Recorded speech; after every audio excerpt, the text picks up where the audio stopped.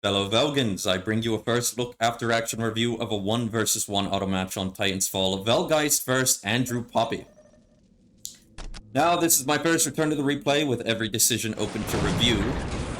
Let's get a look at starting locations and build order. Here in the south, AndrewPappii opens with quadruple scouts and a chapel barracks. In the north, I'm opening with alternating tech priests and guardsmen, a prelude to my macro defense strategy. Now, getting a glimpse at the opening movements here, at your command. With the quadruple scouts, it looks like AndrewPappii is elected to skip his natural strategic points. Scouts and we can see his first squad of scout marines are moving to the left critical location as it's primed for capture. Scouts. And his second squad is also priming the capture of the right critical location, with the relic to follow by the third squad. Now, what we can infer from this is he's looking to get some strategic initiative going, wants that take and hold timer achieved early on, get the strategic pressure against his opponent. This also allows the scouts to be used in a more dynamically sound way, as they produce relatively quickly from the stronghold and they have fast movement. So getting them out far early on is a good way to set the playing field, so that all of the follow-up movement by the Space Marine can be directed right to where the fight needs to be. So good use of the scouts by AndrewPappii here. He also has a force commander on the way in production. Now, taking a look at myself here, we are continuing with the principles of macro defense. We have turret capped and forward capped this location, and we are also preparing the secondary location where conflict will possibly happen as well, with a heavy bolter turret. Additionally, the command squad is en route to engage the decoy pull tactic on the left-hand side of the map, hoping to distract and divert the enemy forces. Now, if we take a look at the fog of war, everything's going according to plan, macro defense-wise. No conflict as of yet, but we are getting our first read of the opponent's movements here, and it's unordinary for me to see an early capture of a critical location by Essa. This gives me a bit of information that perhaps his approach is a little bit more focused on the early game, as he does have that take and hold timer on. That kind of gives me some intel that he is committed to the early game to an extent. Of course, we have to continue with our command squad and make sure the decoy pull tactic is engaged regardless of the scout movement. Now, I do get a lucky pick here, as he probably did not suspect the turret, so it's a little bit unpredictable for him. But we are both in two places of the map simultaneously, a lot of APM going on here, as he is rejecting my command squad from the push on this listening post. But simultaneously, the same effect is happening on my side of the map. As you can see, his surprise being rejected by another turret. He's already seen two turrets now in two different locations. So we can infer both players are in a position of creativity, as the movements are unordinary on both sides, and we aren't really as dependent on memory here, as it's unexpected movement by both sides. Now, macro defense would necessitate I keep the command squad active. I'm gonna have to look for objectives to challenge and make sure that he's distracted upon dealing with the command squad. So I'm chasing these scouts here. Not really sure where his forces are, but we can see his movements. He's about to collapse on the command squad with both Space Marines and his force commander. So I do like that I'm able to rally up everything on the commander, but of course it's too much damage. It is going to force me to disengage back to my side of the map. Now, I'm hoping my preparations here are sufficient, but of course this listening post is not up yet, and there's a very committed Space Marine force on the way. Now, on the left side of the map, we are grabbing control of this critical location timer, as well as the relics, so my guardsmen are occupied with capping. I feel pretty confident in the other sectors of the map, but this area does have me worried, as that is a lot of Space Marines and a force commander. Now, let's see how he executes here. He immediately puts focus fire on the tech priest engineer. Very smart, shutting down that listening post. My command squad then gets targeted down. Good control out of AndrewPappii here. Knows what to target to control and deny this position from me. He's got that force commander doing excellent damage to the heavy bolter turret. So this is going to prompt me to start preparations on another defensive layer. He's very committed to the early game. I see the amount of Space Marines he has, along with the movement he had in the early game. It kind of spells out that he's not going to stop early on, so I need to continue defending as well. So I'm placing another turret, prepare for the inevitable attack, and of course, we are going to keep engaging with that decoy pole and trying to attack his base with the command squad, hoping to divert his forces away from the front line. But he is also active as well. A lot of APM and a lot of creativity from both players here, as he's still active in multiple areas of the map. And here comes a very important push. But we are well prepared with a hard point set in the base. You can see he does not like the looks of that. But regardless of his frustration in the chat, he is able to quickly understand that attacking into this is a costly adventure for him, and he does not want to do that. So he pulls back and consolidates his gains, and that's a very smart thing to do, while also capping the left critical location and the middle. So all things are really going in his way. My only asset that remains, as we can see with the vision here, is the command squad. I'm able to do some damage to this listening post, put some focus fire on the servitors, but let's see how he reacts to this. So he's not pulling a majority of his forces back. He's keeping a healthy posture so that I don't reclaim anything, and he's delegating accordingly and proportionally to the threat at hand. He's got his force commander coming back here. Now I do get 2 servitors out of this, but if we get a look at the economies here, he only has 20 power. Or, oh no, forgive me, 10 power. He only has 10 power right now with a second power generator on the way. And his requisition is very high, but I am already tier 1. So his early game investment was definitely paid off to some extent. He's got these critical locations several times. He's kind of keeping the timer up, but I'm providing pushback on this as I'm trying to keep him busy. I don't want him to capture everything and simply be able to push on to the next objective. I have to keep him thinking. 6 minutes until I'm able to decap this as well, and keeping the command squad active, that's hopefully going to divert some of his forces to chase them, as well as give me an opportunity to decap this left critical location. So once again, both players active in multiple areas of the map. He is getting his power economy online with 3 power generators, and also now researching tier 1, 25% of the way there. So you can see in the middle, I'm getting a couple picks on scouts. He's not going to get that cap there, but he has a response prepared with the Space Marines. I'm going to lose a couple models here. But his Space Marines did end up falling for the decoy pole, as my commander is running rampant in his base, allowing me to gain or regain control of this critical location. So very active in every sector of the map, a lot of micro coming out of both players, a lot of posturing and trying to use our resources to the best of our advantage here. Once again, the command squad finding more value on the plasma generators, as he's going to have to respond. We can see 3 servitors en route to stop the killing of this gen, as well as his force commander is on the move. But I really like how he doesn't over-respond with his forces to the command squad. And we can see he is continuously upgrading his infantry as well, so he's going to have some very strong Space Marines as the game continues. He does save this plasma gen. I do get another servitor picked off.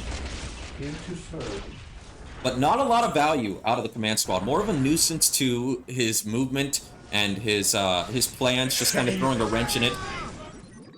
Buying myself a little bit of time and opportunity to regain control of these critical locations.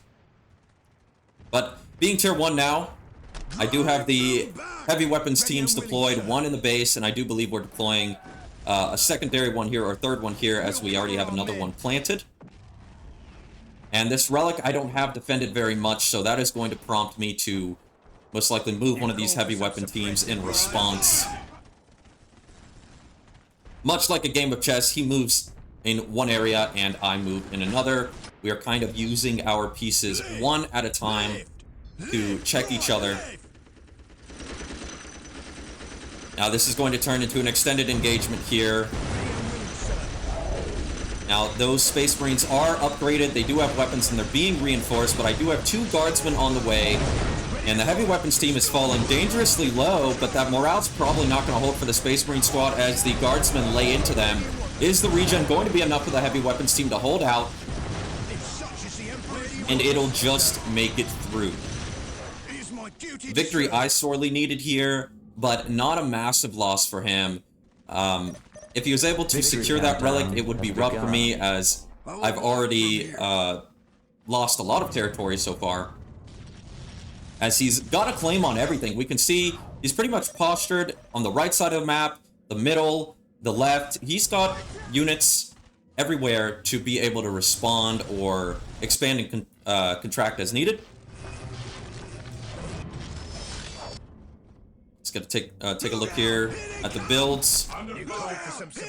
So I've got Basilisk on the way, along with more turret production, just trying to prepare myself for the potential all-in that he may give to me early. And on the other hand, he is preparing his Rhino, so the aggression is in production. Moving some servitors to the right here, probably going to get a power gen on that slag deposit.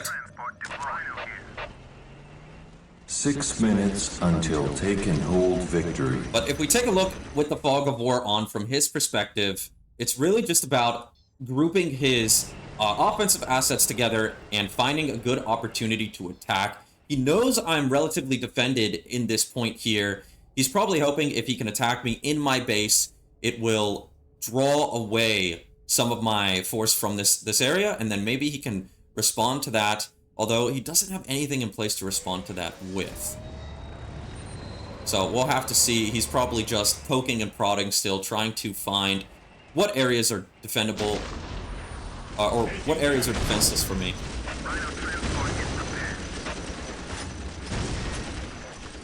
Now, those missile turrets being made in anticipation threaten that Rhino transport's sustainability in the area. He doesn't have the ability to sustain. So what I really like about AndrewPappii is when he checks these defenses, he does not commit too heavily. Victory. He learns about them, realizes that it's probably not an efficient trade, and then he runs away. We see Furious Charge being completed, so some Grey Knights are going to be on the way, I think. More Rhino transports. And a Librarian. Back on my side of the map, we are getting more power. A Hellhound for Peel amongst the defensive layers that I have. And is there anything in that Rhino transport? Yes, there is. That is going to punish my guardsmen.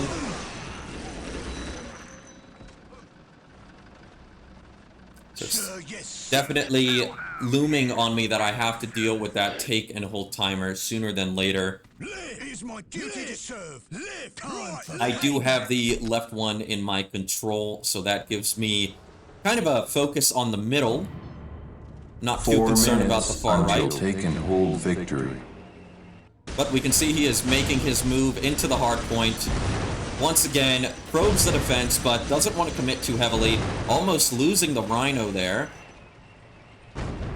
But this might cost him, as he took a little bit of damage, got bruised. Kind of enables me to push out and get this critical location. Exactly what I'm looking for, as I need to take down that timer. He's trying to respond to it, but I do have the Basilisk pre-positioned and the Hellhound to try and peel for the Guardsmen. Putting forward that Basilisk, doing a little bit of tanking for his forces, going to pull it out before it gets too low. The Guardsmen were able to take down the critical location, restarting that timer once again and keeping me in the game for a little bit longer. Getting a look at the economies here, 104 requisition and 60 power for me, 140 requisition and 80 power for him. So his economy is soaring, it's getting stronger and stronger. He does hold more of the map, but even with his claim on it, he doesn't really have any turrets on the left and right critical location. That may be due to just the continuous hindrance I've been providing him throughout the game. But if he had time to build some defenses here, that would definitely make it harder for me to reclaim that critical location timer. But we can see where his focus is. He is building dreadnoughts. He is getting his force together, probably thinking what he needs to build to really pierce the defense. Now, if I were him, he's kind of seen the hard point and he's seen my base in general. He might be thinking if he can gain control of middle and then at least reduce the effectiveness of this hard point, that will allow him to get a strategic hold. And then I'll have to be in a position where I'm pushing out, and I don't have the economy to support that. So I imagine that's what's going through his mind right now. He does have the thermoplasmogen on both sides, so he's in it for the long run. We're both going to have high pop cap armies. I've also entered tier 2, realizing that I'm going to need to defend with what I have, but also scale up as the attacks have kind of subsided. It's giving me an opportunity to, you know, build some of my more elite skirmish forces. Now we have a little bit of an engagement here in the middle as I send the guardsmen to decap, but of course a left-hand attack or an attack from the left comes in by these dreadnoughts. I'm trying to respond. In doing so, I lose my guardsmen. Realizing that he might be able to commit a lot of his forces to this, I abandon the position. I load all of my heavy weapons teams into the infantry command, making use of the garrison to retreat from this position, as I realize if I lose my heavy weapons teams, if I lose the rest of my fighting forces here, I'll probably be knocked out of the game. So instead, retreating was the option for me. And I can also trust that this is okay, but oh my goodness, he's in the base already. Kind of forgot about this attack here. He makes multiple engagements happening. So he's attacked the hard point. He's also attacking the base. But because I retreated early from that hard point, I was better prepared to deal with this incursion. And you can see he's rather frustrated about that, not expecting my reaction to be this quick.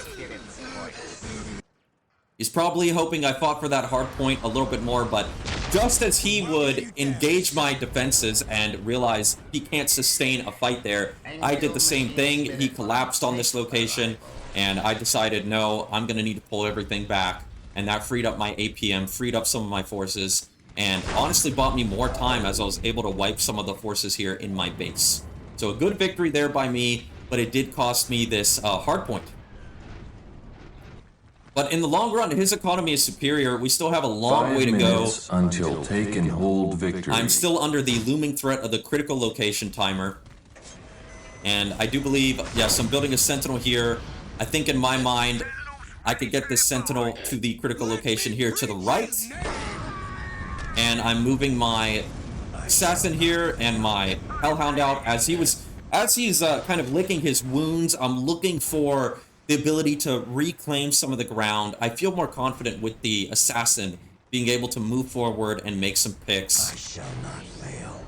And I also have the guardsman with the priest, so just making the most of my time, as I feel if he's not going to be there, I need to make the most of it. But he has a very scary dreadnought force at the top left. That is 6 dreadnoughts ready to flank. And of course in his base he has some space marines. But I am reclaiming the critical location on the right and capturing the one in the middle. So once again, taking down the take and hold timer. This is one of the cons of a longer game. He is probably used to bullying his opponent into submission where their forces essentially capitulate. But I have kept most of my forces intact. This has allowed me to, you know, defend against the incursions. So if his attack isn't fully committed, I might have enough momentum to still reclaim some of the territory. Now, we can see he is attacking with all the dreadnoughts here. Probably would have been better if the rest of his forces were committed. He is also going for the middle. He's going to take down these guardsmen.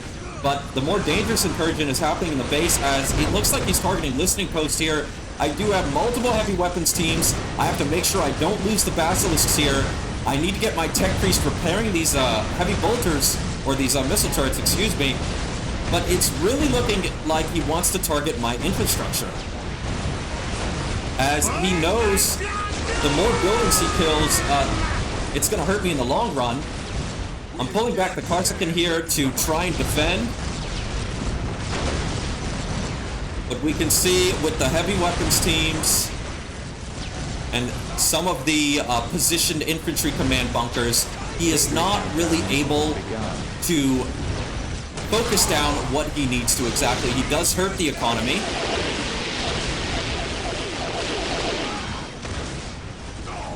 And he does get the mechanized command, so that is a big pick from him there, as that's going to set me back in terms of scaling into the Baneblade and the higher tech that I need to play this game. It's going to definitely slow me down. But I am able to reject this push and survive. So I would have liked to have seen the rest of his forces committed. When he's doing these assaults, I believe he might think I'm out of position, but a lot of my movement on the outskirts of the map are with, you know, skirmishing forces or forces that aren't really supported by much. And that allows me to trust what's in my base to kind of reject those kinds of pushes. Until take and hold victory. So, of course, he's going to have to lick his wounds and reproduce his army. We have the Corsican moving out here, looking for skirmish potential. I think I actually lost my assassin. Yeah, I have to produce another one here. But with my Corsican out here, I'm able to kind of delay some more offensive movement out of him. The Sentinel focusing down that listening post. And the command squad looking for value on this LP here on the left, but probably not going to get very much done there. Ultimately, this is to keep track of where he is and keep him focused on anything but attacking my base. I want to slow him down in at, you know, being able to control all of his forces and prepping his attack. Just keep him on his toes. But if we look at the economy here, 129 requisition, 79 power to my 73 and 57. So he has a lot of money, and now he has Land Speeder Tempest, so kind of a QRF force here. He's going to be able to respond in the far angles of the map, but maybe even put pressure on my gens if he slips them back there, although I do have a lot of defense for that, so maybe not. The Emperor guides my blade. So I do have the Ogrins coming out here, going after the Grey Knights. I do think I have a Vendetta Assassin out there as well, or a Vindicare Assassin, excuse me. Strike them down with all your might. And once again, he is trying to make an incursion here, but he's not using the full weight of his army. And this is going to give me some opportunity to get back into the game as I'm able to kind of go unchecked on the right-hand side with the Corsican. And I do believe that this engagement's going in my favor with the Assassin and the Ogrins. Although I do lose the Sentinel there.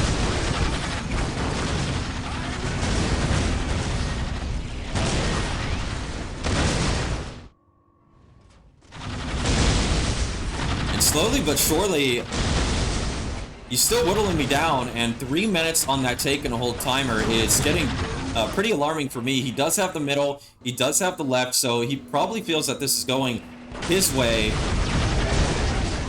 So he's going to commit to my base here, probably try to slow me down, but this is where the bulk of my defenses really are. He doesn't have a great answer for these heavy weapon teams. The Ogrins are still alive, they're tanking the brunt of the assault. The land speeders are trying to focus down the Basilisk, and they do get one. The Assassin's still trying to kill the Grey Knights here, but we do have a fully loaded garrison on the infantry command. 3 minutes. You can see as he tries to drive in further. Well, actually, he's not even able to. The Rhino went down. The Ogrins are back out. The infantry command does go down, but the heavy weapon teams are still firing on all guns here. A big trade on both sides, but once again, he is probably feeling good about the take and hold timer, but he forgot that the Corsican are active. They are still reclaiming the map, and they are going unchecked. Once again, macro defense proving to be a thorn in his side as he tries to value attacking the base to slow down the control on the outskirts of the map, but fundamentally, the defense in the base is, it's trustworthy. Now, full-scale war has just come online. We still have the Ogrins here. And we are producing some troops to go back out and capture locations as we definitely need the direct position points back under our control. We're trying to reproduce defense. It's kind of a odd position for me to be in because I've lost so much. The battlefield is riddled with bodies, and it's kind of like, what do I need now to get back in this game? But I do know with full-scale war, if I can get Lehman Russ support online, and I can get into a Baneblade, I might have a really good chance at this game. Now, if we look at his base, regardless of the income that he has, he still only has limited production. It looks like he's getting heavy armor deployment right now. But there's going to be a big buildup of forces that he's going to have to do. And my Vindicator Assassin is on the offensive here. We can see I am just trying to make the most of the time that I have. I realize he's lost a lot of forces. I want to bug and annoy him, harassing whatever I can, just to sort of demoralize him, as he's lost so many armies on the offensive here. Anything I can do to upset him is going to keep me in the game longer. As my Kaskin here are still on the outside, they're doing a great job. I've gotten a lot of value out of these guys. They are taking back the map for me, and this is kind of the elite power of the late game guard. Their skirmish capability can go unmatched, as these forces, they require a sufficient or technical answer from the opponent. With a priest or with sufficient upgrades, they're very mobile, they're able to engage, disengage, and they're just very effective. So a lot of value coming out of them. We can see the Grey Knights trying to engage. Where's my Vindicator? Vindicator is back there. We're going to kite the Karsakin into the Vindicator. And once again, we are skirmishing here. There's about 2 squads and a hero just against this one Karsakin. And the Vindicator Assassin coming up here looking for picks. Once again, we are trying to out-skirmish him in the late game. Now, we don't want to lose that Vindicator Assassin. He is starting to shoot at it. Feel the power of the Emperor! Some good micro will provide, though, for a victorious situation. And the victory countdown actually in my control just temporarily here. I do have the middle. I do have the left. The Ogrins also operating on this left-hand side. That's going to require a specific answer out of my opponent. But this is not a good position for him to be in. This is a very good squad. Maybe it should probably be dealing with the Ogrins, but instead it's going to attrit itself here against the Kassakin and the Vindicator Assassin, while I reclaim some of the map and I get my Lehman Russ. As you can see, I have 2 of them. And we're still rebuilding the base defenses. But oh man, look at this. He does have a Land Raider. Now, it is going in unsupported. Once again, he's committing whatever he feels is strong enough to my base, but he's going to run into way too much firepower to be able to take this. Not going to get a lot done here with this Land Raider. There's nothing to support it. It is just going to get rejected from the base.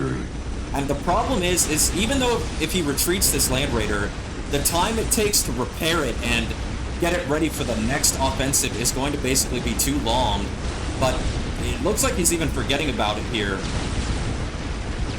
And that's due to there just being activity in different locations of the map. We've got the Ogrins here on the left, this Guardsman squad capping the right, and he is just saving this Land Raider here. But I do believe my Lehman Russes are going to pursue.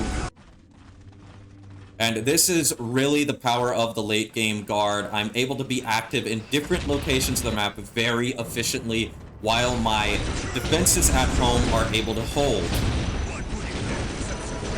Now, we do have the Mars Pattern Command going down.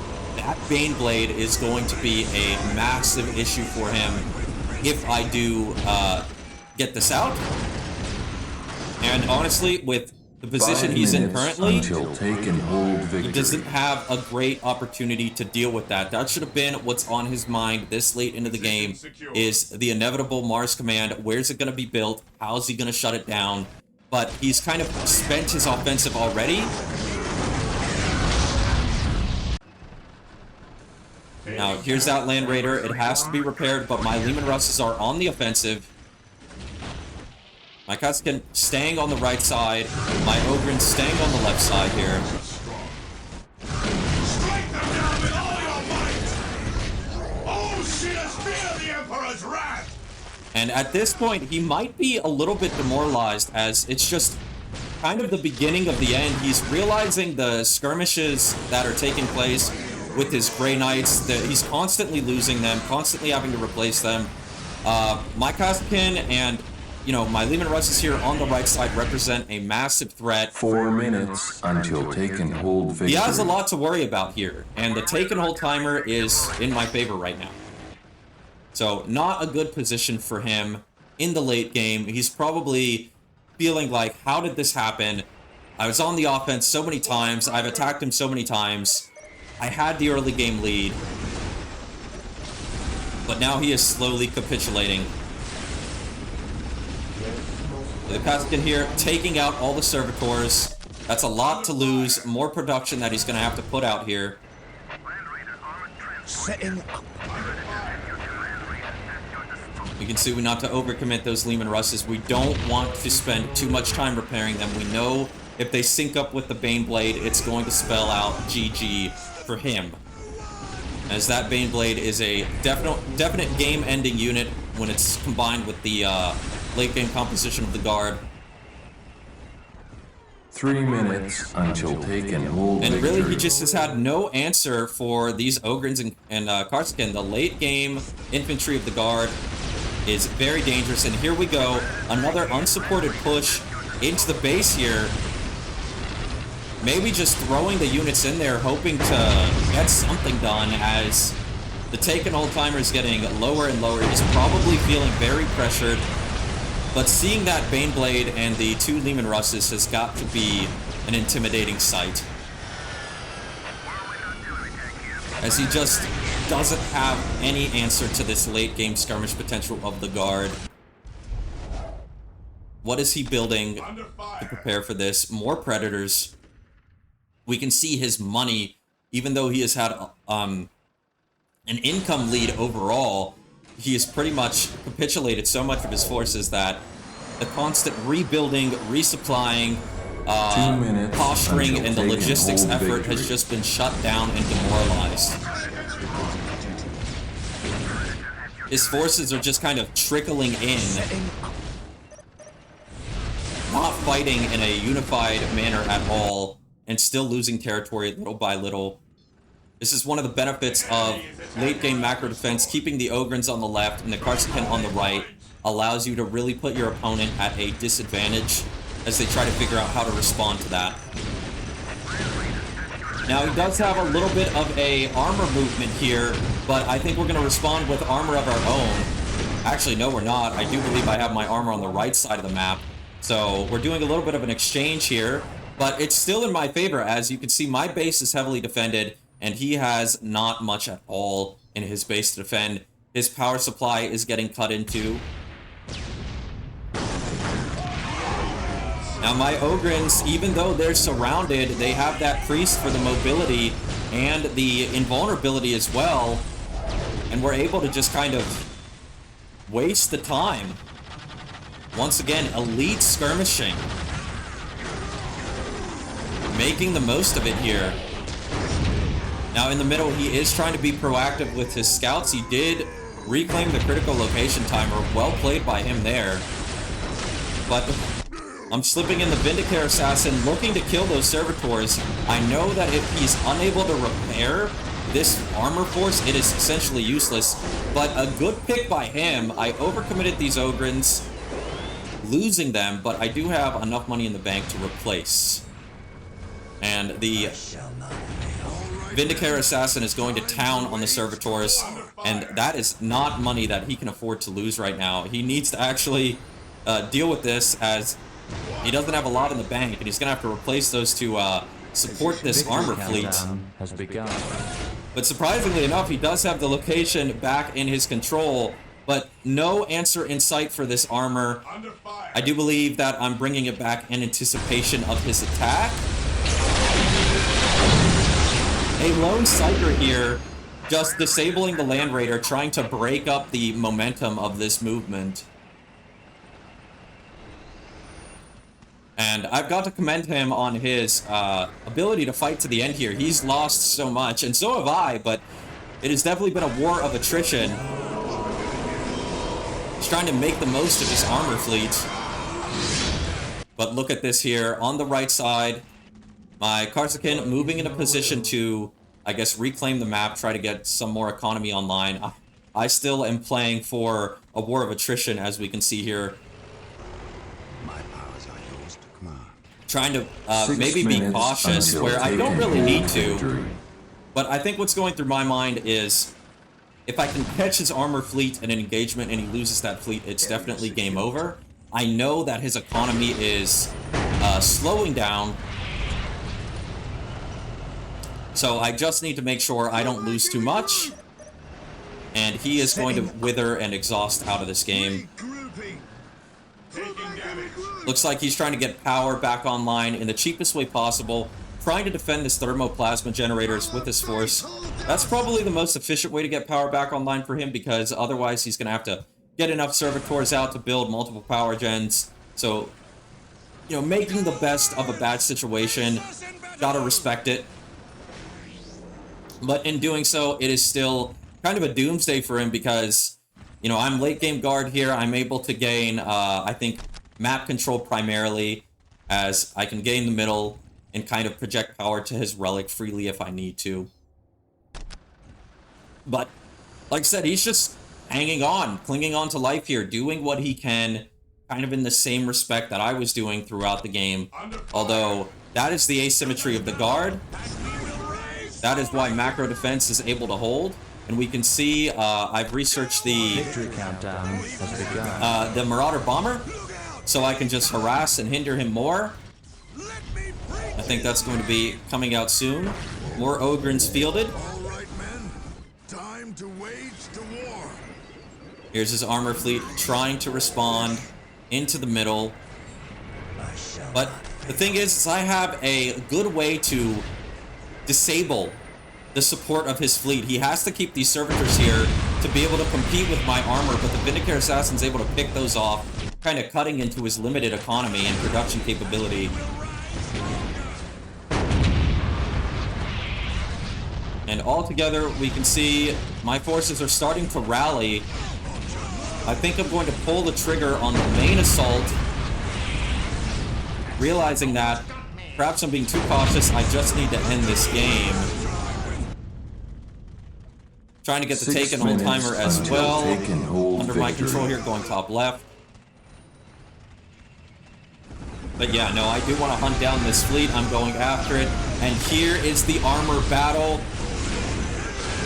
Of course, I look to focus down the easiest targets first. I'm looking to kill these Predators. I have my Baneblade doing the majority of the tanking. And we can see that this is an engagement that he cannot afford to lose, but he doesn't have much of a choice. Running away is only going to lose him this faster, so he's doing what damage he can. He's hoping to take out the Baneblade. He is able to get it very low, but in doing so, he's pretty much going to lose 2 Predators for it. A Dreadnought there, pursuing the Baneblade, trying to shut this down. This would be a huge win for him if he's able to take it. But ultimately, it's playing it in my hand because I just wanted to get those Predators down. A little bit of a blunder, me not having a Tech Priest out there. But this is kind of the final hoorah for him. If he is not able to kill the Baneblade and he loses this armored fleet, it is going to be too costly to replace. And we can see my Baneblade is in safety because it has the defenses there. And there's just not much he can do. He's lost the Predators, he's lost the Dreadnought. My Ogrins are pressing into his Marines there. He is losing his power generator very slowly, but he's building another one. And you've got to commend the plays by him. He is still building, still being active as much as possible. And that's what's made this a very long and drawn-out match, but excellent war of attrition here. I do have a very reinforced command squad here. Multiple priests on there. But he is still just producing servitors. And he's got money in the bank, and he says, heck with it, I'm gonna build more 6 plasma minutes gens. I am gonna fight taken this hold out to the victory. end.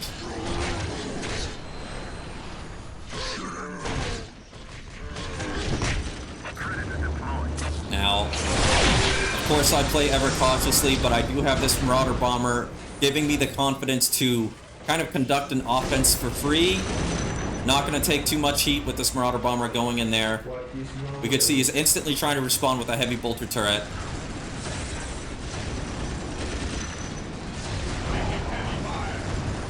Not the best bombing run.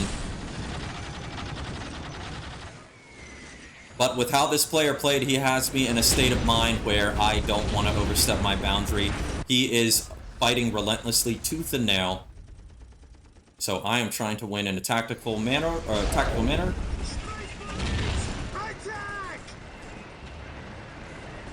And here might be the final assault. Although I don't have my Bane Blade, it is still being repaired.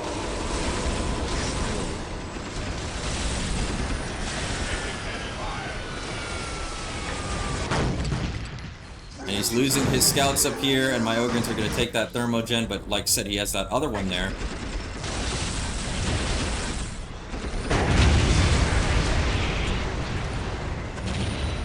Now my forces rallied here. I have the Tech Priest, the Cycler, the Lehman Russ. I do believe the final push is to come. And he is trying to build another stronghold. Again, you've got to admire how much he is just trying to fight this war of attrition. He does not want to lose this game. He has fought hard and long. And once again, I am positioning just to bleed him out. I am ever the cautious player, trying to make sure I don't overstep.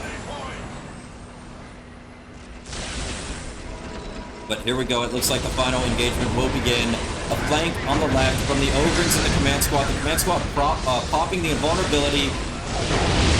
And we have the barrage ability going down, while the main force focuses down the machine cult. That's going to be very hard for him to replace.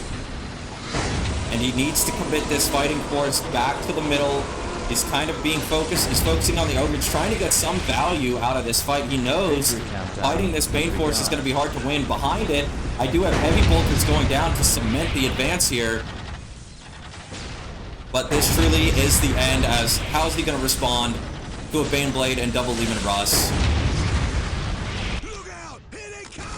The Vindicare in there as well. Probably one of my favorite units in the game. Just going to pick off workers if they're produced.